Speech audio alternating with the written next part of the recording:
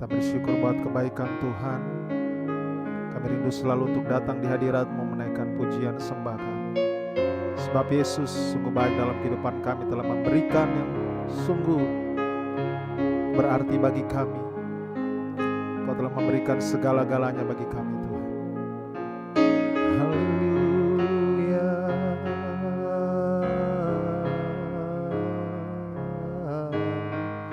Terima kasih,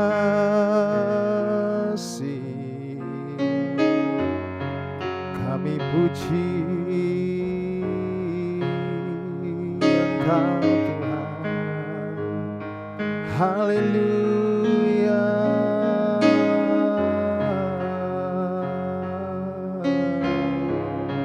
Kami mau datang menyembah Yesus saat Kamu Roh-Mu bekerja saat memuji-Mu. Kau bertata di atas pujian, ku angkat hatiku, ku pandang kekudusan-Mu. Saat ku sembah, ku puji-Mu, ku rasakan kehadiran-Mu Tuhan. Saat ku menyembah-Mu Tuhan, saat ku menyembah-Mu, Roh-Mu bekerja, Roh-Mu bekerja. Saat ku memuji-Mu, Kau bertata di atas pujian, ku angkat hatiku,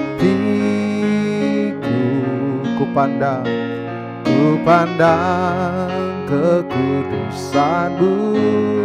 Saat ku sembah, ku puji-Mu, ku rasakan kehadiran-Mu Tuhan. Ku angkat hatiku, ku pandang kekudusan-Mu. Saat ku sembah, ku puji-Mu, ku rasakan kehadiran-Mu Tuhan. Ku angkat hatiku,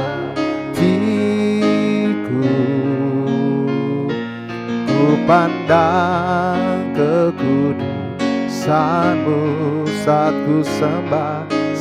ku sembah, ku puji-Mu, ku rasakan kehadiran-Mu Tuhan. Haleluya. Oh, kami mau selalu berada di dalam hadirat-Mu, menikmati kasih dan kebaikan-Mu Tuhan. Sebab Engkau Allah yang baik, sebab Engkau Bapa yang baik. Engkau telah berikan segalanya bagi kami, tubuh-Mu, darah-Mu, oh, hidup-Mu bagi kami, agar kami memiliki hidup yang kekal. Haleluya. Biar hidup kami menjadi penyembah-penyembah yang menyembah-Mu di dalam roh dan kebenaran Tuhan. Biar hidup kami menyenangkan Engkau, biar hidup kami memuliakan Engkau, Yesus Juru Selamatku. Haleluya. Ku angkat hatiku, ku pandang kekudusan-Mu. Saat ku sembah, ku puji-Mu, ku rasakan kehadiran Tuhan. Ku angkat hatiku, ku pandang kekudusan-Mu Yesus. Saat ku sembah, ku puji-Mu, ku rasakan kehadiran-Mu Tuhan. Ku rasakan kehadiran-Mu Tuhan. Haleluya. Ku rasakan kehadiran-Mu Tuhan. Haleluya, haleluya. Terima kasih Tuhan, Engkau begitu dekat. Oh, Engkau ada di dalam kami. Engkau Allah yang setia. Haleluya. Kami mau selalu memuji, menyembah-Mu. Mari kita ambil waktu untuk menyembah Tuhan. Oh, mari kita muliakan Dia, sebab hanya satu pribadi yang layak ditinggikan, hanya satu nama yang layak disembah. Haleluya. Yesus, kami menyembah-Mu. Engkaulah Raja kami, Engkaulah Tuhan kami, Engkaulah Allah kami. Haleluya. Kami sembah Engkau Tuhan, kami tinggikan Engkau, kami agungkan Engkau. Dengan senap hati kami, dengan senap kekuatan kami, oh, tubuh, jiwa dan roh kami persembahkan bagi Engkau. Yesus Tuhanku, Juru Selamatku. Haleluya. Haleluya. Hadirat-Mu Tuhan, ku rasakan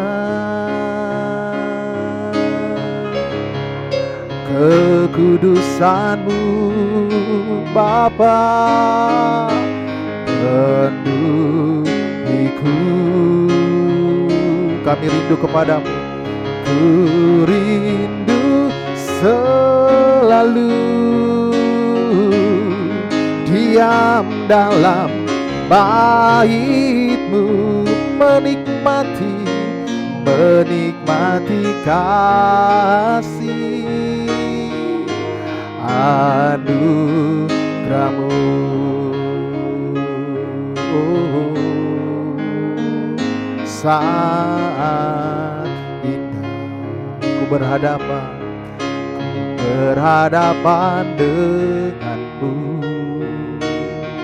memandang wajah Yesus, memandang wajah-Mu Yesus, kekasih jiwa. Pribadi yang begitu mulia, pribadi yang kudus. Haleluya. Bawa daku, oh, erat dalam pelukan-Mu.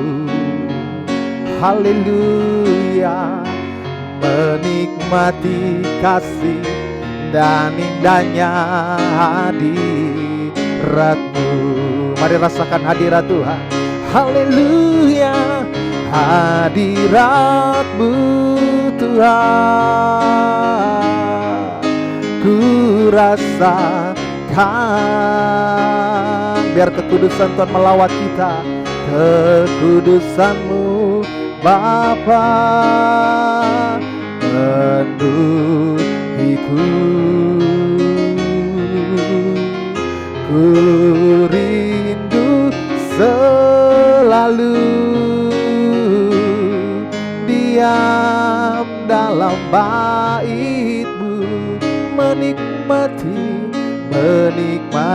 kasih anugerah-Mu.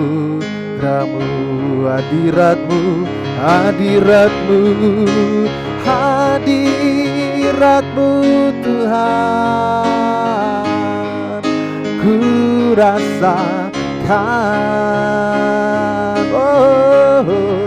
kekudusan-Mu Bapa, penuhiku. Ku rindu selalu diam dalam bait-Mu, menikmati kasih anugerah-Mu, menikmati kasih, menikmati kasih, anugerah-Mu. Haleluya, haleluya, haleluya, haleluya, haleluya. Oleh karena hadirat-Mu kami kuat, oleh karena kehadiran-Mu di dalam hidup kami berarti, kami dilayakan, kami dikuduskan. Oleh karena Yesus hadir di dalam hidup kami dijadikan ciptaan yang baru. Kami diangkat menjadi anak-anak kerajaan Allah.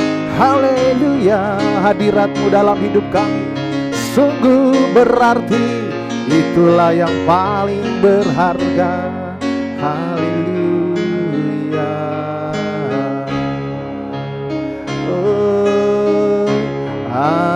Hadirat-Mu Tuhan, ku rasakan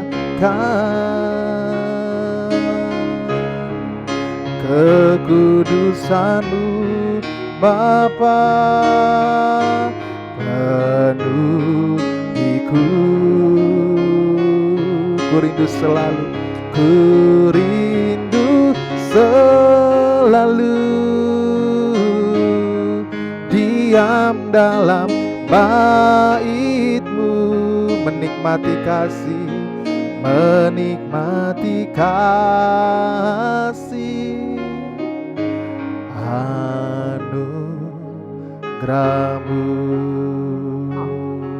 Ya, kita semua percaya bahwa pemeliharaan Tuhan sempurna, amin.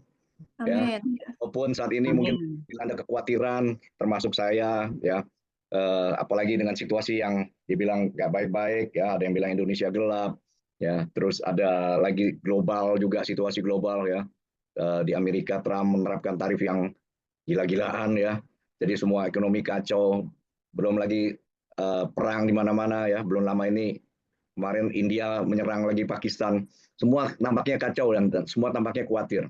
Tapi kita percaya bahwa God is still in control, amin. Tuhan kita pegang kendali, ya.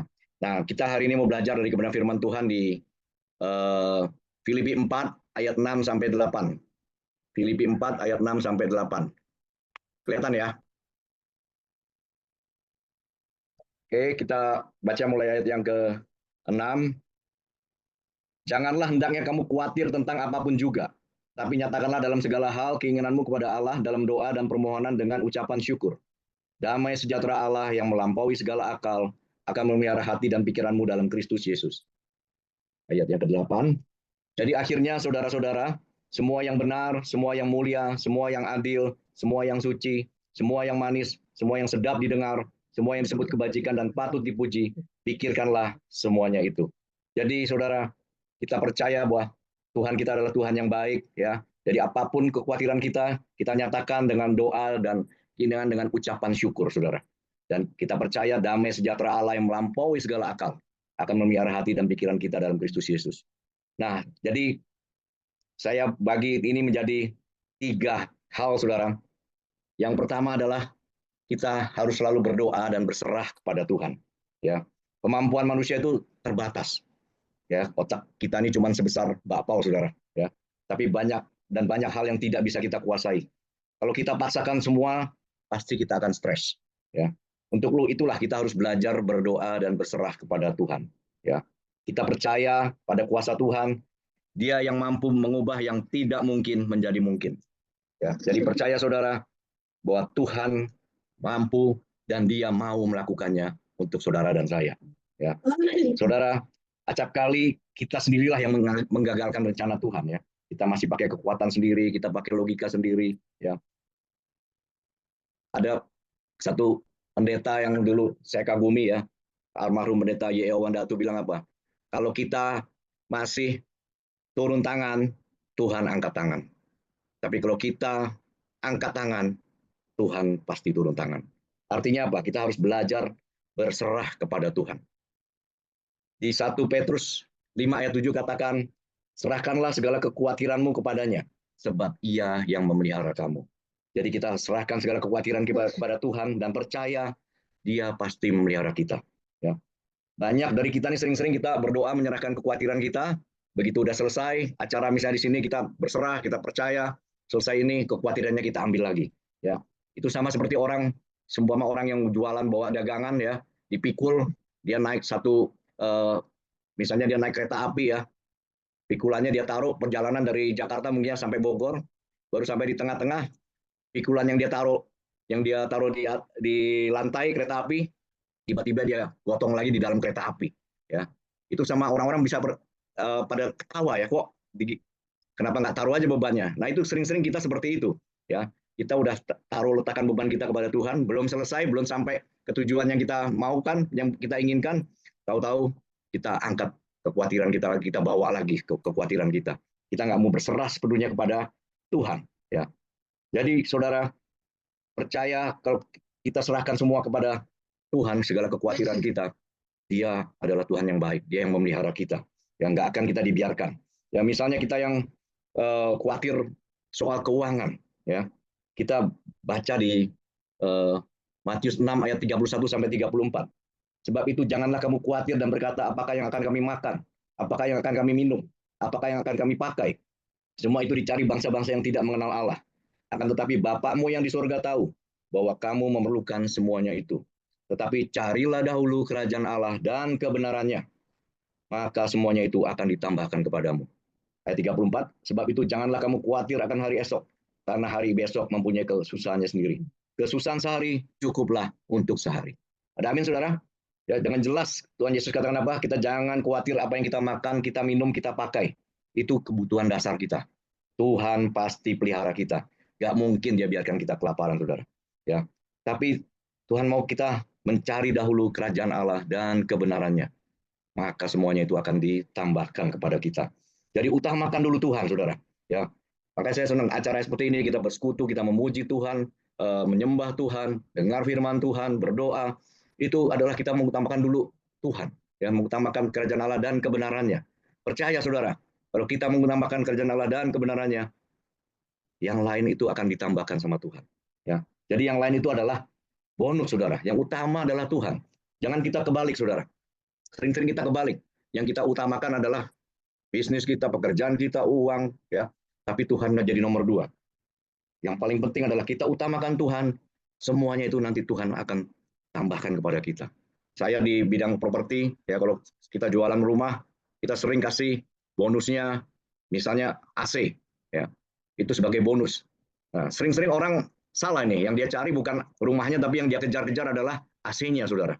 Padahal waktu dia dapat AC, kalau dia nggak ada rumah, dia mau taruh AC-nya di mana? Ya, kita harus cari dulu rumahnya, sebagai bonusnya adalah AC-nya. Demikian juga Tuhan, cari Tuhan dulu, ya. Nanti semuanya Tuhan akan tambahkan. Saya percaya firman Tuhan ini ya dan amin, saudara. Firman Tuhan nggak pernah bohong, saudara. Ya, saudara tahu cerita mengenai Marta dan Maria, ya. Marta itu lebih banyak untuk kesibukan, ya. Sedangkan Maria, dia duduk di kaki Tuhan, dia mencari Tuhan, ya. Dan Tuhan suka dengan orang yang duduk mencari Dia, saudara. Ya. Jadi percaya, saudara, bahwa kita harus belajar untuk berdoa dan berserah kepada Tuhan dan menyerahkan semuanya ke dalam tangan Tuhan yang kuat. Dan percaya kalau kita mengutamakan Tuhan, cari dulu kerajaan Allah dan kebenarannya, semuanya itu akan ditambahkan kepada kita. Ya. Yang kedua, saudara, yang kedua adalah bersyukur kepada Tuhan. Di sini dikatakan dalam doa dan permohonan dengan ucapan syukur. Kita harus belajar untuk selalu berucap syukur dalam segala hal. Seperti dikatakan di 1 Tesalonika 5 ayat 18. Mengucap syukurlah dalam segala hal. Sebab itulah yang dikehendaki Allah dalam Kristus Yesus bagi kamu. Mungkin saudara bertanya, bagaimana bisa mengucap syukur kalau keadaan saya sedang nggak baik-baik saja, sedang nggak bagus, ya, keadaan sulit, banyak penderitaan, banyak masalah. Tapi firman Tuhan katakan, dalam segala hal.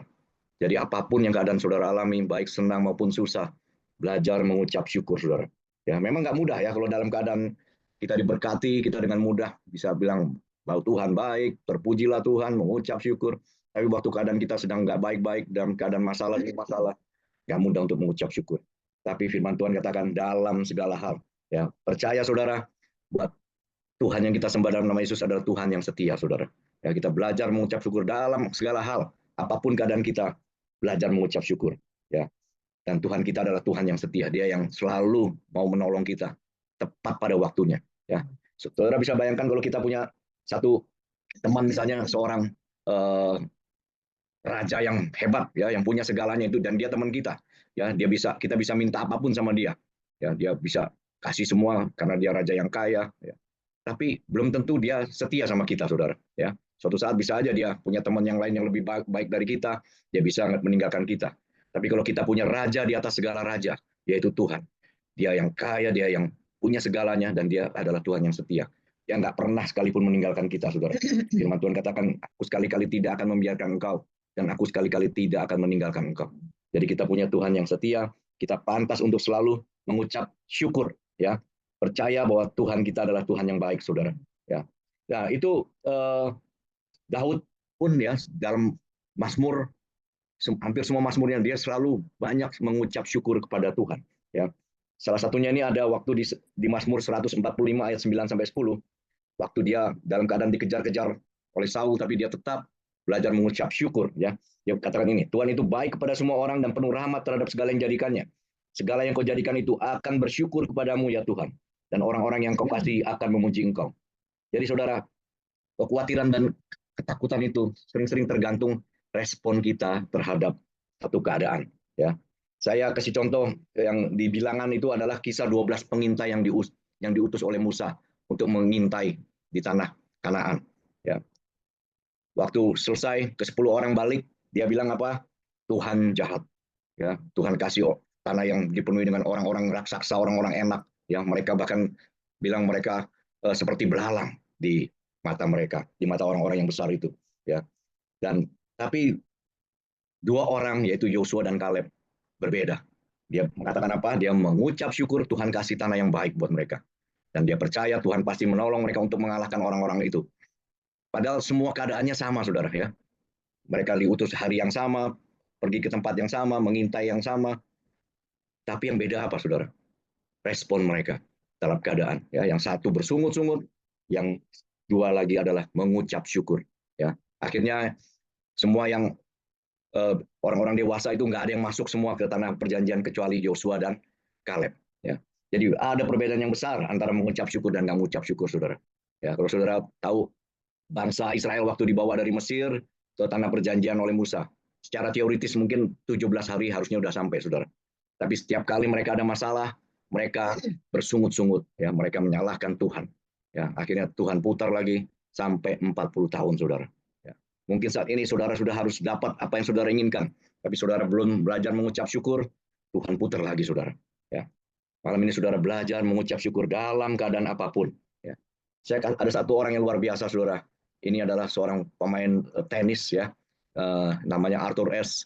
Ya, dia adalah seorang juara di Wimbledon, ya, dan orang yang terkenal, pemain tenis yang terkenal. Tapi suatu saat gara-gara transfusi darah dia kena HIV, saudara, sehingga tubuhnya makin lemah dan dia menunggu kematian, saudara.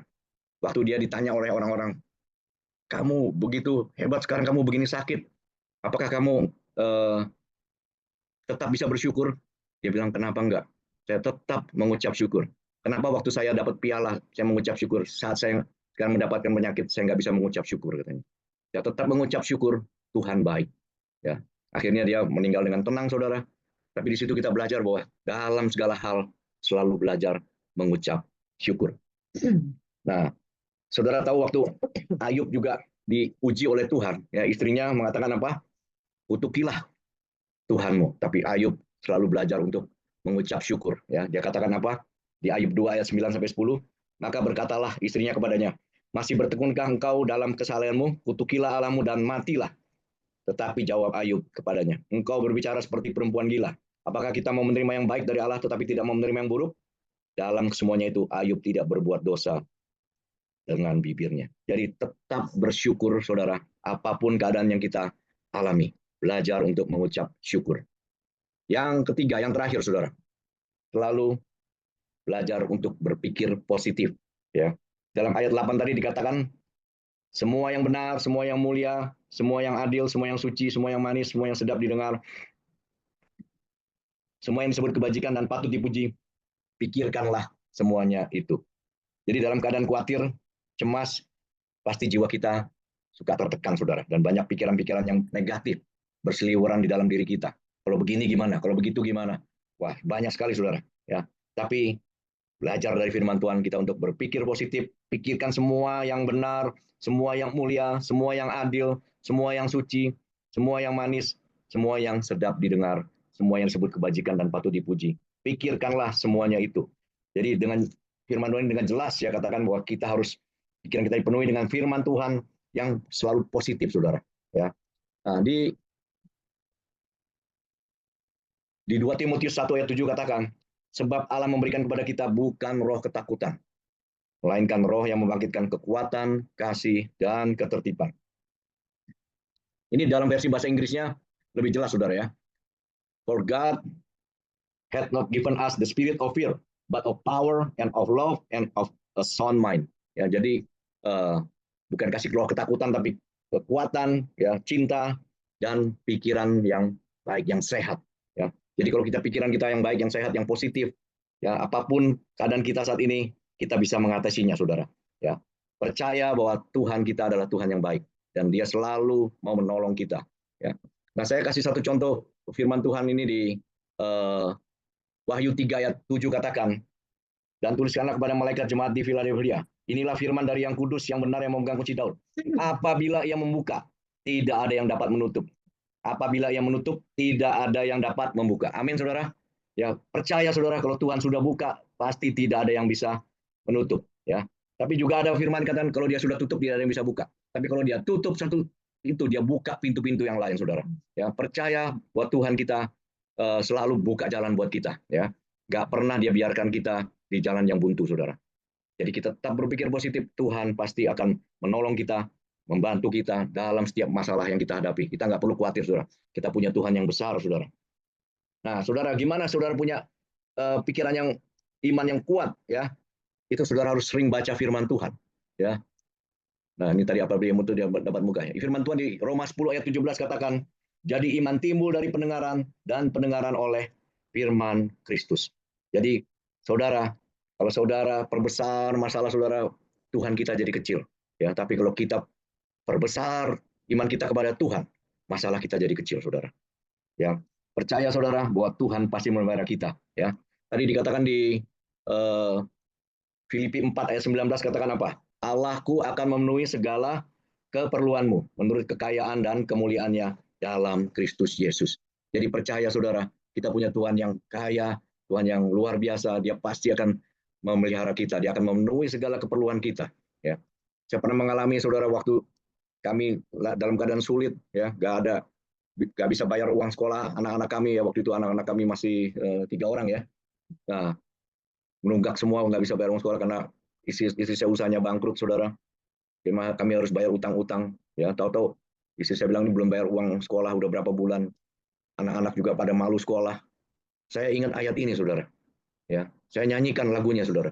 Allahku kan memenuhi keperluanku menurut kekayaan dan kemuliaannya. Itu saya ulang, saya nyanyikan itu sampai saya keluar air mata, saudara. Saya percaya Tuhan pasti memenuhi keperluan saya.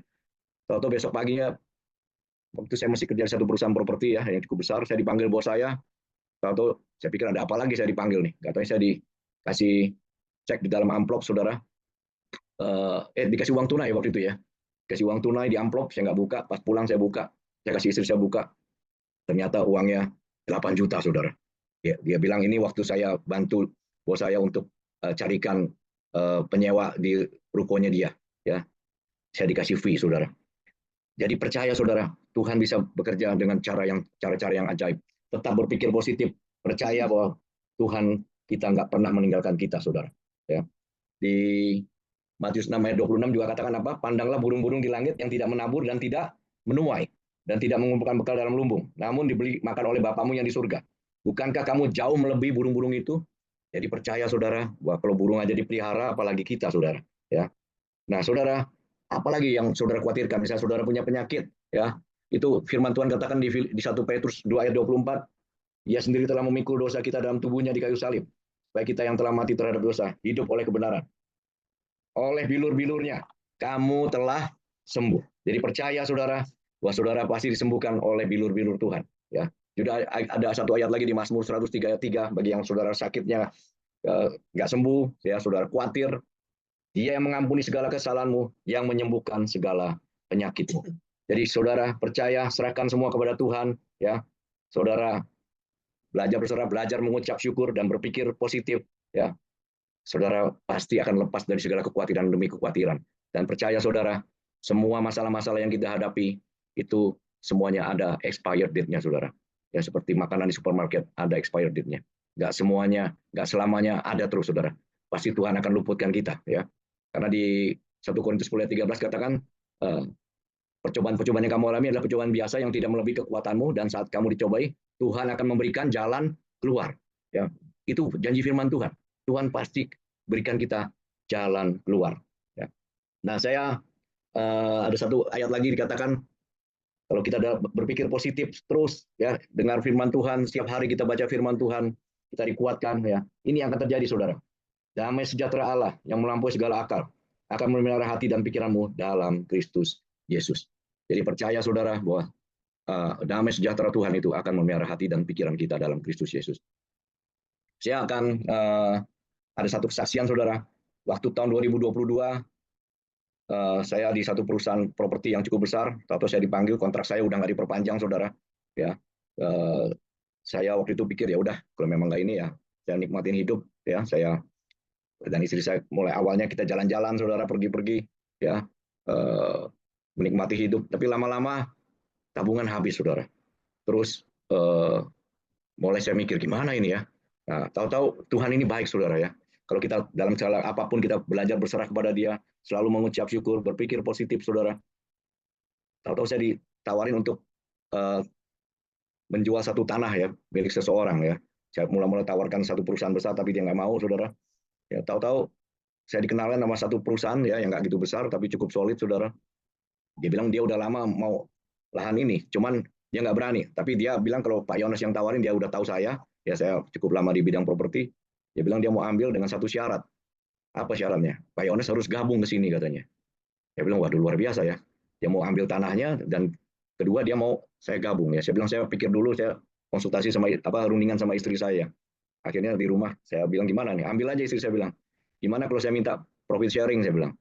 Istri saya bilang jangan, minta aja share, katanya. Wah, benar juga, ya. Tapi saya ragu-ragu, bisa nggak ya? Dapat share nggak ya?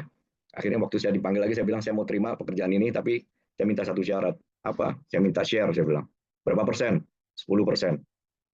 Dia bilang ntar dia ngomong sama papanya. Terus pas sudah berapa hari kemudian saya dipanggil lagi, dia bilang apa? Iya, Papa setuju, Pak Yones dapat share. Jadi saudara lihat, ya, luar biasa, ya Tuhan. Tanahnya laku kejual, saya dapat komisi di situ. Terus saya dapat pekerjaan yang waktu itu saya udah berapa bulan nggak dapat pekerjaan. Terus saya dikasih share lagi, ya. Saya dikasih kendaraan lagi, dikasih driver. Luar biasa, saudara. Tuhan kita itu sangat baik. Jadi dalam segala hal, tetap belajar untuk berserah, berdoa, berserah pada Tuhan, mengucap syukur, dan tetap berpikir positif sesuai dengan kebenaran firman Tuhan. Saya akan tutup ini dengan satu video mengenai satu orang yang dilahirkan cacat, ya, baik nggak punya kaki, nggak punya tangan, saudara. Tapi dia belajar akhirnya untuk mengatasi keadaan dengan mengucap syukur, ya. Namanya Nick Fujisik. Mungkin sudah banyak yang tahu, ya, tapi kita nggak apa-apa, kita lihat sekali lagi, ya.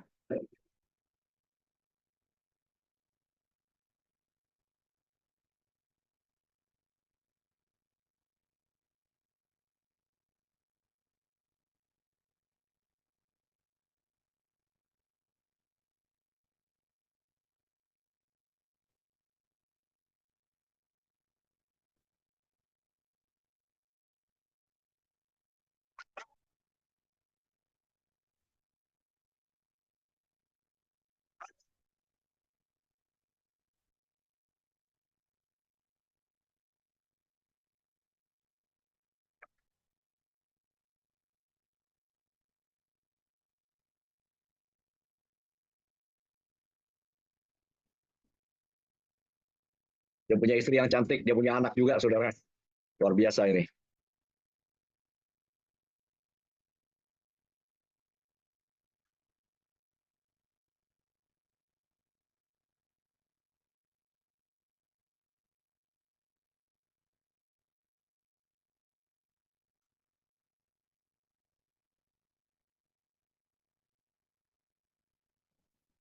Ya, sekian renungan firman Tuhan.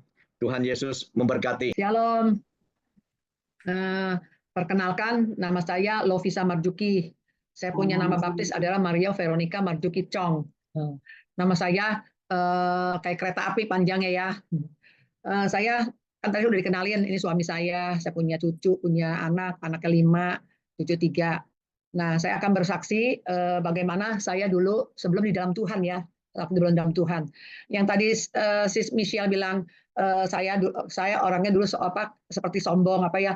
Saya orangnya bukan sombong, tapi saya orangnya cuek gitu. Saya orangnya sangat cuek sekali gitu kan. Jadi kalau orang udah sapa saya, oh ya saya ingin kenal, ingin deket gitu. Nah, saya akan bersaksi bagaimana saya dulu sebelum di dalam Tuhan. Saya waktu belum di dalam Tuhan, saya adalah seorang pengusaha, ya, mempunyai pabrik boneka, 120 orang karyawan saya, dan saya masuk ke seluruh departemen store yang ada di Indonesia, ya seperti Matahari, Ramayana, Barata, Cahaya, ya begitu juga toko-toko di pintu kecil, toko grosir, ya, dan bahkan saya punya boneka sempat diekspor ke Singapura, ya sebanyak 20 feet, satu kontainer 20 feet. Nah, setelah itu waktu itu saya kan belum di dalam Tuhan ya. Maksudnya saya kenal Tuhan Yesus, tapi saya hanya kenal kulitnya doang, tapi nggak kenal dalam-dalamnya. Seperti sekarang Presiden Prabowo ya. Orang kenal Prabowo ya, semua dibilang itu Prabowo presiden kita. Tapi kan kita nggak deket, kita nggak tahu sedalam-dalamnya. Itulah saya waktu itu, saya hanya kenal Tuhan Yesus hanya kulitnya doang. Nah, setelah itu saya mempunyai suami saya waktu itu bekerja di satu perusahaan besar properti. Sebelumnya dia bekerja di satu bank sebagai direktur bank di Pecenongan. Waktu itu saya married dengan suami saya, terus suami saya bilang begini, dia orangnya bijaksana, gitu kan, bukan bijak sini, bijaksana. Nah, dia kasih saya modal. Karena apa? Karena saya satu atap, satu rumah dengan mama mertua saya. Ya, mama mertua saya, karena gini, waktu saya married sama suami saya udah bilang, nanti mama ikut kita ya. Oh ya udah, karena papanya sudah nggak ada, saya nggak kenal papa mertua, tapi yang saya kenal cuma mama mertua. Nah, saya satu rumah, terus akhirnya suami saya kasih saya modal untuk buka pabrik boneka lah. Nah, singkat cerita, ya saya tuh dulu boneka saya merangkak dari nol, saya berjuang sendiri ya. Saya tuh one man show ya, cari model, cari desain, terus cari buruh, terus semuanya saya yang kerjain, sampai saya marketing juga gitu. Nah, tapi papa saya bagian produksi, adik saya yang namanya Denny itu bagian accounting. Di luar itu saya yang pegang. Nah, boneka saya makin besar dan makin omsetnya makin luar biasa. Nah, karena saya lihat suami saya punya gaji, itu di mata saya kecil sekali. Kalau dibanding sama saya tuh 10 kali lipatnya. Saya bisa beli sesuatu tanpa suami saya tahu. Ya, seperti mobil saya bisa beli ya. Saya bisa beli berian, beli emas, beli apapun tanpa pengetahuan suami saya. Nah, suami saya sampai sempat marah sama saya. Dia bilang, "Kok kamu beli apa nggak bilang-bilang?" Saya bilang, "Ini uang mami," gitu kan. Wah, suami saya agak kesel gitu ya. Dia bilang, "Kok pakai bilang uang mami, uang papi begitu." Nah, saya akhirnya jadi apa? Saya jadi sombong, saudara. Saya merasa saya bisa sekolahin adik saya. Saya punya adik 4, itu semua kita yang saya yang biayain ya. Bahkan juga orang tua saya, papa saya sudah nggak bekerja kan, saya yang biayain. Saya setiap bulan saya kasih uang ya. Terus akhirnya firman Tuhan kan bilang begini, orang yang tinggi hati akan direndahkan, orang yang rendah hati akan ditinggikan. Dan firman Tuhan juga bilang begini, anak yang kukasih akan kutegur dan kuhajar. Nah, saya ini adalah anak Tuhan ya. Jadi Tuhan hajar saya. Lewat apa? Lewat perusahaan saya bangkrut, saudara. Saya kena ketipu, ya, sehingga saya sudah tidak bisa membayar ke supplier ya, utang di bank, bahkan juga seluruh kartu kredit saya.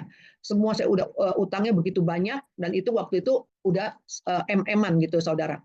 Akhirnya saya udah nggak berdaya, saya benar-benar udah nggak berdaya. Terus satu ketika saya bertemu dengan teman sekolah saya, teman SD saya. Waktu itu dia sekolah, saya dulu sekolah di Petani, di pintu air di Pecenongan ya. Teman saya ini dulunya dia keluar dari sekolah karena apa? Waktu itu kelas 5 SD, dia keluar karena dia kawin lari, dia sudah hamil gitu ya. Dan tiba-tiba dia bisa bertemu saya, ada pertemuan itu apa di Santa Ursula, anak saya sekolah di Santa Ursula BSD, ada pertemuan orang tua murid gitu ya. Nah, akhirnya saya bertemu terus sama dia, akhirnya saya lihat ini kok mukanya seperti muka teman saya gitu. Ternyata benar. Nah, dia baru bertobat, saudara. Dia baru bertobat, terima Tuhan Yesus sebagai Tuhan dan Juru Selamat. Nah, waktu itu masih cinta-cinta mula-mula, dia cari jiwa. Nah, waktu itu dia kenalin saya dengan seorang hamba Tuhan. Hamba Tuhan itu bukan hamba Tuhan besar ya, bukan hamba Tuhan terkenal, tapi hamba Tuhan perintisan. Dan dia punya rumah di daerah Muncul, tapi dia selalu muncul terus di rumah saya, saudara. Nah, dia datang ke rumah saya, dia ngajarin anak-anak saya. Waktu itu anak saya baru 4 ya. Dia ajarin anak-anak saya, ajarin tentang Bible ya, tentang Alkitab ya. Dulu kan saya nggak pernah ajakin anak saya masuk ke sekolah minggu. Jadi diajarin semuanya. Nah, terus saya lihat hamba Tuhan ini luar biasa. Dia ke rumah saya, dia nyapu, dia ngepel ya. Pokoknya dia tuh baik banget gitu loh. Dan waktu itu dia juga ngajakin saya berdoa. Waktu dia berdoa, saya tuh terkesima. Karena apa? Tanpa catatan, dia itu berdoa tuh fasilitas sekali. Ya, fasilitas sangat lancar gitu ya. Dan rangkaian katanya bagus sekali. Nah, saya belum pernah dengar orang doa seperti itu. Yang saya dengar di gereja adalah berdoa pakai catatan. Kalau ini tidak gitu loh. Dan akhirnya terus saya diajakin sama hamba Tuhan ini untuk berdoa, untuk berpuasa, dan saya mulai belajar puasa Ester. Nah, saya dulu tidak tahu puasa Ester seperti apa ya. Akhirnya jadi ajarkan doa puasa Ester, yaitu 3 hari 3 malam tidak makan tidak minum. Nah, buat saya itu kecil buat saya. Karena apa? Saya dulu tidak suka makan. Karena kalau pergi order gitu ya, dari pagi sampai malam itu kadang-kadang makan cuma sekali gitu, saudara. Dan waktu itu saya menjalankan semua itu, dan saya pergi ke Taman Getsemani Ungaran. Disitulah saya belajar dengan hamba-hamba Tuhan ya. Waktu itu ada 6 hamba Tuhan yang temenin saya pergi ke Taman Getsemani Ungaran. Di situ saya mulai belajar berdoa, belajar doa puasa ya. Di situ saya baru tahu, oh kalau habis berdoa ini, terus habis itu terakhir kita pulang, kita harus mengucap syukur gitu ya. Karena di balik pengucapan syukur ada berkat yang Tuhan persiapkan untuk anak-anaknya. Nah, akhirnya setelah itu saya pulang dari Ungaran, saya bilang sama suami saya mau dibaptis. Karena saya sudah belajar firman Tuhan setiap hari selama 3 hari di Ungaran. Saya belajar tentang firman Tuhan. Di situ Tuhan Roh Kudus bukain mata rohani saya sehingga saya mengerti bahwa itu bahwa saya harus dibaptis ya gitu ya. Karena baptisan itu artinya masuk ke dalam air, itu dosa-dosa saya yang dulu Tuhan sudah nggak mau ingat lagi, Tuhan sudah hapus. Tapi setelah saya keluar dari kepala saya keluar dari air, artinya saya hidup baru gitu kan. Dan disitulah saya bilang sama suami saya, bilang, Pih, mami mau dibaptis. Suami saya bilang begini, kalau mami dibaptis kita beda agama. Saya bilang nggak apa-apa. Nah udah, akhirnya kita suami saya temenin saya pergi ke tempat Taman Mini, ketemu dengan Pendeta Berti Landeng. Di situ saya bertemu dengan Pendeta Berti dan suami saya. Ya, saya dulu dengan suami saya paling anti dengan pendeta. Ya, pendeta banyak yang datang ke rumah saya sampai saya usir-usir, saudara. Nah, kali ini suami saya yang lihat pendeta itu kayak penyakit kusta. Ya, pendeta itu Pak Berti bilang kasih ayat pertama. Ya, suami saya bilang nggak mempan. Dikasih ayat kedua lagi nggak mempan. Akhirnya dia makin mundur. Akhirnya Pendeta Berti itu orangnya itu supel gitu ya. Dia bilang, Bro Yohanes, jangan santai aja katanya. Nah udah, akhirnya dikasih ayat ketiga. Ayat ketiga itu bunyinya seperti ini. Dan jangan ragu-ragu, belilah dirimu dibaptis. Itu ada di Kisah Rasul-Rasul 22 ayat 16. Saudara-saudara bisa baca ayat itu Bukan kata saya, tapi kata firman. Ya. Akhirnya suami saya bilang, iya saya mau dibaptis. Dan tanggal 28 Maret tahun 98, saya dengan suami saya dibaptis, ya, dibaptis dan saya menjadi anak Tuhan, dan nama saya dengan nama suami saya tercatat di buku anak domba Allah. Dan saya ambil itu buku, saya anggap itu buku anak domba itu, buku anak domba Allah itu adalah buku rapot saya. Dan dulu kalau waktu kita sekolah, rapot itu jangan sampai merah. Kalau merah itu kebakaran bisa tidak naik kelas gitu ya. Nah, saya anggap itu buku nama saya sudah tercatat itu saya anggap itu rapot. Dan saya ingin rapot saya biru. Saya ingin menyenangkan hati Tuhan karena tujuan hidup saya ini ingin menyenangkan hati Tuhan. Nah, setelah itu saya dibawa satu ke gereja tempatnya Pak Berti Landeng ini. Nah, saya disuruh bersaksi, saudara. Waktu saya bersaksi, waktu itu saya disuruh bersaksi, tapi saya nggak bisa. Saya bilang, Pak, Pak Pendeta, saya nggak bisa bersaksi, saya nggak bisa. Tapi saya totalnya ada di depan mimbar. Saya percaya saya ada di atas mimbar itu karena dorongan dari kuasa Roh Kudus, sehingga Tuhan kasih saya keberanian untuk saya bersaksi. Nah, setelah itu saya sudah lakukan, pertama saya dibaptis, kedua saya sudah melakukan, saya bersaksi, dan ketiga saya lakukan buat Tuhan. Saya pulang dari gereja, saya pulang dan saya tanggal 28 itu setiap perusahaan suami saya itu menggaji, dapat gaji, saudara. Nah, saya bilang sama suami saya, Papi kan dapat gajian, yuk kita perpuluhan yuk. Terus suami saya bilang, ya udah terserah mami, ya udah. Begitu saya ambil kartu ATM dia, saya mau pergi ke ATM. Nah, terus suami saya panggil, Mimi sini. Kenapa, Pi? Mami pikir-pikir dulu deh kalau mau perpuluhan. Karena apa? Lumayan loh untuk 1 bulan gaji untuk bayar angsuran mobil. Saya bilang begini, enggak, Pi. Nomor 1 Tuhan, nomor 2 kumaha engke. Itu bahasa Jawa ya, saudara. Akhirnya terus kenapa saya bisa mau melakukan perpuluhan?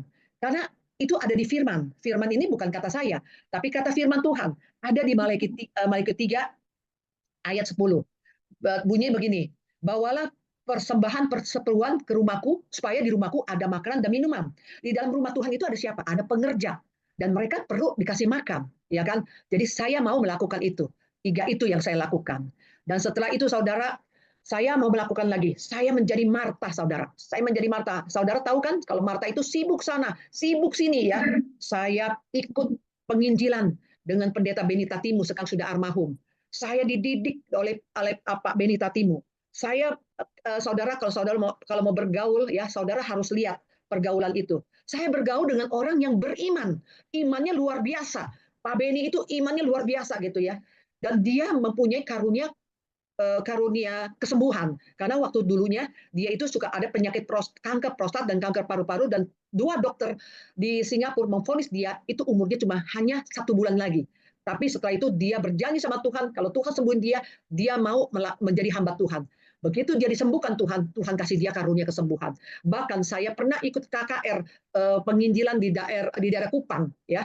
Itu di daerah, kalau saya dengan Pak Beni kalau mengadakan KKR itu bukan di gereja atau di ruangan tertutup, tetapi di ruangan terbuka, di alun-alun, bangun panggung. Jadi itu semua banyak sekali orang-orang yang ikut ya banyak yang nonton dan banyak yang bertobat, saudara.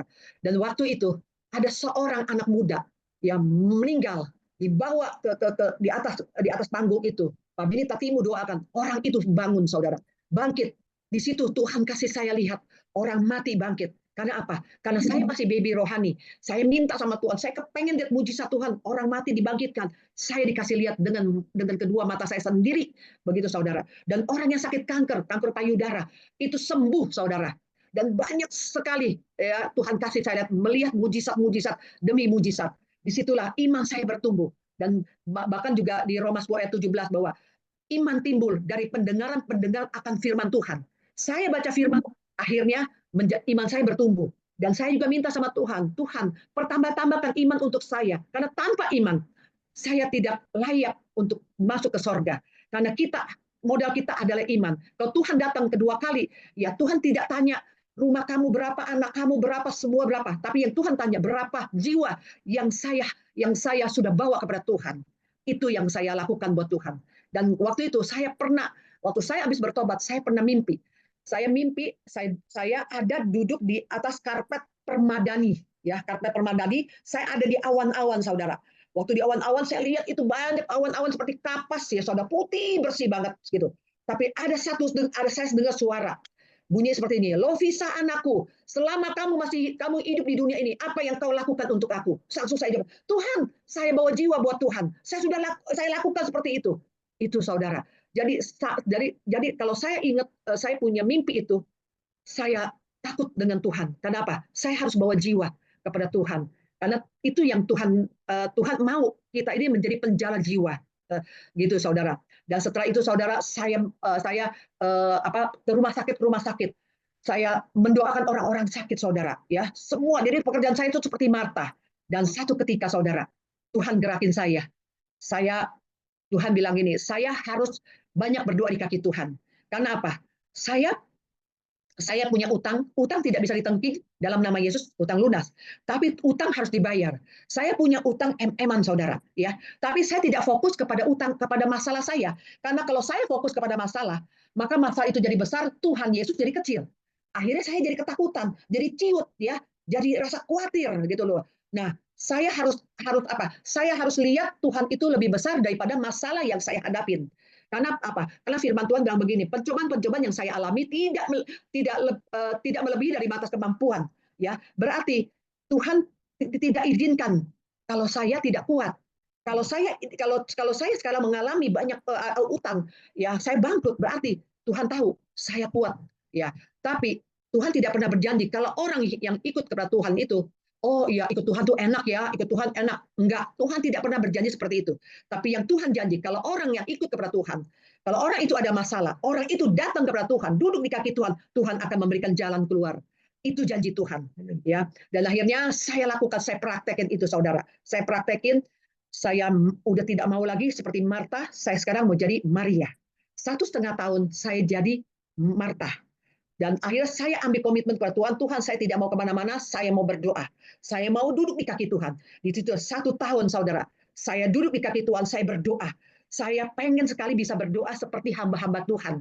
Saya kepengen, akhirnya situ saya belajar praktekin semuanya itu. Karena apa? Karena firman itu harus dipraktekin. Seperti saya dulu sekolah. Waktu itu saya sekolah, saya itu kan sekolah harus bikin skripsi. Nah, kalau skripsi itu namanya PKN kan, praktek kerja nyata. Baru bisa bikin skripsi. Begitu juga, firman itu harus dipraktekin. Kalau nggak dipraktekin, itu sama aja gong nyaring bunyinya. Tuhan bilang seperti itu, bukan kata saya, tapi kata firman Tuhan. Saya praktekin saudara. Dulu saya orang yang mengumpulkan dukun-dukun. Ya, dukun saya ada 11 saudara. Saya itu dulu pemburu dukun, ya. Dukun bilang apa? Saya praktekin. Ada praktekin untuk baca mantra. Saya praktekin saudara. Nah, tetapi saya sejak jadi pengikutnya Tuhan Yesus, saya harus praktekin firman Tuhan. Dan situlah saya mulai belajar mempraktekin semua firman-firman Tuhan itu, ya. Ada rasa khawatir saudara, ya, tetap utang, ya, saya harus menghadapi debt collector. Setiap hari debt collector itu datang, tapi saya hanya bisa datang duduk di bawah kaki Tuhan.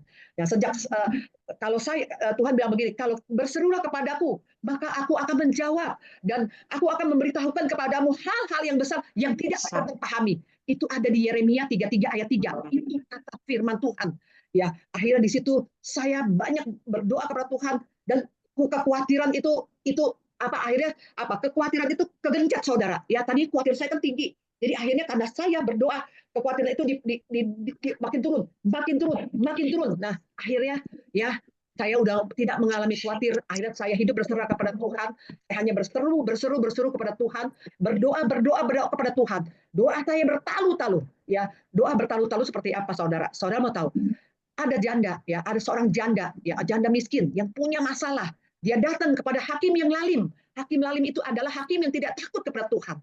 Dan dia datang kepada hakim lalim. Hakim lalim ini merasa terganggu sekali karena ini janda minta supaya belaan. Dia punya masalah dia. Akhirnya hakim itu bilang, ya udah, dia merasa dia terganggu, dia belain untuk masalah tuh janda itu. Nah, itu seperti doa bertalu-talu, saudara. Terus berdoa. Saudara mau tahu, saya mendoakan orang pada waktu itu, tahun 2000, saya mendoakan 400 nama. 400 nama itu bukan saya tumpangin tangan, tetapi saya sebutkan satu persatu nama-namanya, seperti nama Angelina, ya, seperti namanya Lisa Gunawan, namanya Tante Shiana gitu. Saya sebutin satu-satu, ya, saya sebutin satu-satu. Dan akhirnya saudara mau tahu, begitu saya udah doa, saya doa bisa 8 jam saudara. Paling sedikit 4 jam. Begitu saya udah selesai berdoa, saya lupa. Ya udah, saya malah lupa. Saya doain buat diri saya, pergumulan saya yang berat. Tapi saya bilang begini sama Tuhan, Tuhan, saya sibuk mendoakan untuk orang lain, Tuhan sibuk memberkati saya. Saudara tahu, satu tahun saya tidak pernah kemana-mana. Saya hanya keluar hari Selasa, pergi ke gereja, itu ikut kaum wanita. Hari Minggu ibadah raya, saudara. Saya cuma keluar 2 kali itu doang. Dan setelah habis ibadah saya langsung pulang. Saudara mau tahu, 1 tahun Tuhan jawab doa-doa saya, saudara. Utang saya Tuhan bereskan semua. Pak Beni Tatimu, dia menubuatkan saya bahwa saya akan mendapatkan 1,5 M. Itu benar, saudara. Saya mendapatkan dalam 1 tahun, saya mendapatkan 1,5 M. Saya bisa membayar utang-utang saya. Tidak satu pun yang tidak utang saya tidak bayar. Semua saya bayar. Dan saya bisa mengirimkan 3 anak untuk ke sekolah di luar negeri, yaitu di Malaysia, saudara. Ya, dan akhirnya saudara, saya utang, terus saya tidak mau seperti orang-orang lain, saudara. Begitu dia dapat berkat, dia jauh sama Tuhan. Ya, saya tidak. Semakin saya diberkatin, saya semakin banyak berdoa sama Tuhan. Saya semakin berdoa sama Tuhan. Saya semakin lengket sama Tuhan. Bahkan saya semakin bergaul karib sama Tuhan. Saudara mau tahu, berkat itu bukan 1,5 M lagi, tetapi berkat itu, waduh, itulah firman Tuhan. Orang yang takut akan Tuhan dikejar berkat, ya. Tapi kalau dunia mengejar berkat, tapi kalau anak Tuhan yang takut akan Tuhan, yang setia kepada Tuhan, yang taat kepada Tuhan, dikejar berkat, ya. Itulah saudara. Saya mengalami terobosan, ya, selama saya ikut menjadi anak Tuhan, selama saya dibaptis sampai 2,5 tahun. Tuhan pulihkan ekonomi rumah tangga saya. Dan ini adalah kesaksian yang pertama, saudara. Bukan buku Koping Ho aja ada kesaksian, ada seri-serinya. Kesaksian seri, ini seri pertama. Kalau saya diundang lagi, nanti saya akan melanjutkan seri yang lebih seru lagi, saudara. Biarkan kesaksian saya menjadi berkat untuk saudara-saudara. Tuhan Yesus memberkati. Shalom. Saya tadi dengar sebelumnya itu Pak Yohanes dan Bu Lovisa itu agamanya bukan Kristen ya? Ya. Katolik ya? Apa? Ya. Oke, yang saya tahu begitu. Nah, mengapa dari agama Katolik berubah menjadi Kristen? Itu aja yang saya tanyakan. Yang jawab ya. Oke. Ya, kalau buat saya agama itu nggak menyelamatkan. Ya. Yang menyelamatkan tuh Yesus. Jadi saya nggak peduli apapun, mau apapun, asal kita percaya sama Yesus sebagai satu-satunya Tuhan dan Juru Selamat, itu yang saya ikutin. Ya. Jadi jujur saya waktu di Katolik memang saya nggak bertumbuh karena banyak bercabang lah, ya. Nggak hanya Yesus fokusnya. Tapi kalau waktu saya di Kristen, saya benar-benar fokus Yesus sebagai satu-satunya Tuhan dan Juru Selamat. Jadi itu yang saya rasakan, Liz. Kalau apa, Visa? Ya, kalau saya agama itu tidak menyelamatkan. Jadi kalau orang tanya saya agama apa? Saya pengikut Yesus, gitu. Jadi Tuhan nanti nggak tanya, nanti kalau kita meninggal terus kita ini kan ada kan Tuhan data kasih ini penghakiman. Tuhan nggak pernah tanya, Lovisa kamu agama apa? Enggak, ya. Yang itu kita ikut Yesus, ya kan. Oke. Saat menjadi Katolik itu apakah pernah ikut kegiatan-kegiatan di gereja ini? Di gereja Katolik maksudnya, sehingga kalau kadang gini ya, kalau orang Katolik itu kalau dia tidak ikut serta ya, nggak ikut serta dalam kegiatan-kegiatan, kan sama juga ya, Kristen juga ada ya kegiatan-kegiatan gerejanya. Jadi maksud saya apakah karena itu sehingga berubah agama? Ya, kalau waktu itu kita lumayan aktif sih, cuman di sana dulu kita nggak mengenal kebenaran firman Tuhan karena jarang disuruh baca Alkitab. Iya. Ya, itu. Jadi saya nggak bertumbuh, benar-benar nggak bertumbuh. Tapi waktu saya di Kristen, saya belajar kebenaran firman Tuhan. Saya dikuatkan oleh kebenaran firman Tuhan. Kita berdua dikuatkan, ya. Jadi waktu kita udah putus asa, udah hampir menyerah. Saya pernah waktu yang istri saya utangnya banyak itu, saya udah hampir bunuh diri itu dulu. Tapi karena ada firman Tuhan yang saya dikuatkan oleh kebenaran firman Tuhan, saya menjadi kuat iman saya dan bisa bertumbuh. Itu aja sih, Liz. Oke. Iya, sebenarnya di Katolik sendiri ada sih Erasmus Joy kayak gini juga, pengenalan agama begini. Betul. Makanya anak saya ikut tuh, si Patrick tuh ikut, tapi yang alirannya ke Katolik, mengupas-ngupas Injil gini nih sama. Ya. Katolik Ya karismatik. nggak apa-apa, yang penting dapat kebenaran firman Tuhan, ya kan? Iya. Nggak masalah mau dimanapun. Kalau menurut saya ya, asal semua sesuai dengan kebenaran firman Tuhan, jalan aja, Lis. Oke. Ya. Oke deh, thank Nggak usah you. dikotak-kotakin oleh agama. Menurut Ya, saya. sebenarnya sih sama aja sih. Kan Ya. kita satu ya, tetap Ya. Tuhan gitu sih. Iya. Oke, thank you. Ibu Lovita mengalami pergumulan gitu ya. Iya. Nah, sebagai suami, saya lihat nggak apa tindakannya gitu. Kalau kita lihat Ayub itu kan malah istrinya yang membuat masalah gitu ya. Bahkan istrinya Iya, seperti perempuan gila tinggalin. gitu ya. Jadi maksud saya pada saat pergumulan ya pada saat itu apa yang Bapak kira-kira bikin untuk mendukung pencapaian sebagai Oke, baik. Jadi Ya udah tangkap, saya udah tangkap. Jadi gini. di keluarga Pak Jo. Iya, saya udah tangkap. Jadi memang waktu bertobat, pertumbuhan kami itu nggak sama. Istri saya itu ibaratnya kalau bensin tuh udah oktan 95. Saya masih pakai solar dulu. Saya masih banyak pakai logika. Ini benar nggak, ini benar nggak. Tapi istri saya itu udah benar-benar percaya firman, ya dan amin. Firman ya dan amin. Ya, dia benar-benar berserah benar-benar kepada Tuhan. Ya. Nah dari situ akhirnya saya juga lihat wah kok dia bertumbuh, saya ketinggalan jauh sekali. Ya, waktu dia udah bisa berbahasa roh, saya belum bisa. Ya, akhirnya saya juga rindu ingin bisa juga.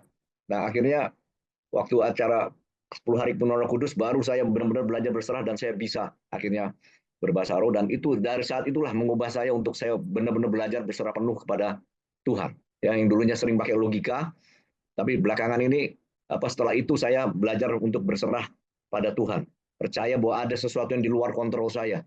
Ya, dulu kalau secara logika utang miliaran dengan gaji saya yang waktu itu masih kecil, gimana bisa bayar kalau pakai logika? Nggak mungkin. Tapi ternyata firman Tuhan tuh ya dan amin. Ya, apa yang mustahil bagi manusia tidak ada yang mustahil bagi Tuhan. Itu aja yang saya rasakan. Ya, akhirnya benar-benar sesuatu yang di luar pikiran kita terjadi semua itu. Ya, kita bisa melunasi hutang semua, bisa selesai semua. Itu karena ada yang jauh lebih besar dari masalah kita, yaitu Tuhan Yesus. Amin. Ayo kita memberikan kemuliaan buat Tuhan. Wow, haleluya. Terima kasih ya untuk hambanya yang sangat luar biasa, untuk Pak Yohanes beserta dengan Bu Lovisa. Satu hal, kasih Tuhan. Saya mau tanya, siapa di tempat ini yang nggak pernah mengalami khawatir? Nah, kita lihat ya kesaksian dari hambanya tadi, Bu Lovisa, pengusaha ya, Bapak mengalami khawatir kekasih Tuhan, nggak pernah ya, tidak sekalipun khawatir. Contohnya kekasih Tuhan udah tahu tadi, masalah nunggak uang sekolah. Ya, itu masalah kekasih Tuhan. Pengusaha besar bisa nunggak uang sekolah. Ya, secara manusia nggak mungkin. Ya, benar ya Pak ya? Ya, tapi satu hal kekasih Tuhan. Saya lihat di tempat ini ya, ketika suami istri sepakat datang sama Tuhan, Pak Yohanes sebagai Menteri Luar Negeri dan Ibu sebagai Menteri Dalam Negeri, klop. Ya, semuanya emang sangat penting. Kedua, bukan hanya doa, berserah. Ya, apalagi bersyukur, apalagi pikiran positif. Ini paket kekasih Tuhan. Jadi nggak bisa terpisah. Benar ya Pak Yohanes ya? Kalau kita berdoa atau nggak ngucap syukur, membeli. Benar ya kekasih Tuhan? Nggak kuat. Bersyukur toh nggak berdoa, ya nggak berpikiran positif. Itu semuanya dirangkum dalam satu kesatuan. Ya, kekasih Tuhan tempat ini sangat bersyukur. Malam ini secara belak-belakan. Sulit loh kekasih Tuhan. Saya melihat pengusaha untuk mengungkapkan kesaksian kehidupannya, Bu Lovisa tadi dengan terang-terangan, dengan jujur ya, 1M. 1M bekasih Tuhan ya. Ditempuh 1 tahun. Tentunya ini tantangan. Dan tadi dikatakan Bu Lovisa nggak main-main 1 tahun. Nggak keluar rumah ya Bu ya. Tiap hari berdoa seperti Maria. Yuk kekasih Tuhan di tempat ini. Kalau ada malam ini yang sakit, seolah-olah nggak ada jalan keluar. Seolah-olah Tuhan kok diem. Lakukan seperti Bu Lovisa kerjakan. Yang penting satu, kalau masih punya keluarga, adakan mesbah doa. Saya percaya di tempat ini ya, Bu Lovisa menjadi seorang istri tiang doa kekasih Tuhan. Penting loh ibu-ibu di tempat ini tiang doa ya, supaya kerjanya suaminya itu luar biasa. jadi berkat. Saya lihat Pak Yohanes sungguh, saya sangat bangga dengan Tuhan. Wanita-wanita di tempat ini LOF itu mengalami kemajuan yang luar biasa. Imannya dibentuk. Dari apa? Tidak melihat situasi, tidak lihat kalangan. Tapi satu hal, kita mau belajar untuk saling melengkapi, saling mendoakan. Dan jadi berkat semuanya, kasih Tuhan. Jadi dengan Tuhan memberikan berkat untuk Bapak, kita semua juga diberkati kekasih Tuhan. Ya, percaya kekasih Tuhan, malam ini tidak ada kebetulan.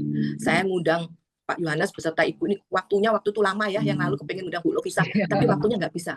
Tapi hari ini kita diberkati luar biasa. Amin. Surga Bapak yang baik, Bapak yang kami kenal di dalam nama Tuhan Yesus Kristus. Tuhan, Engkau melihat Tuhan anakmu Pak Alek Yunus, Tuhan yang ada di Surabaya, yang sedang sakit, kena saraf kejepit Tuhan, dengan bahkan juga stroke Tuhan. Tuhan tolong Tuhan, kalau orang lain Tuhan bisa sembuhkan, kami percaya Tuhan Engkau dapat menyembuhkan karena Engkau ada Jehovah Rafa, Allah penyembuh. Bilur-bilurmu sudah menyembuhkan Tuhan dalam nama Yesus, dalam nama urat-urat yang kejepit Engkau normalkan kembali Tuhan dalam nama Yesus. Dalam nama, kalau ada pembuluh darah yang tersumbat Tuhan lancarkan semuanya Tuhan dalam nama Yesus, dalam nama Tuhan Yesus Kristus.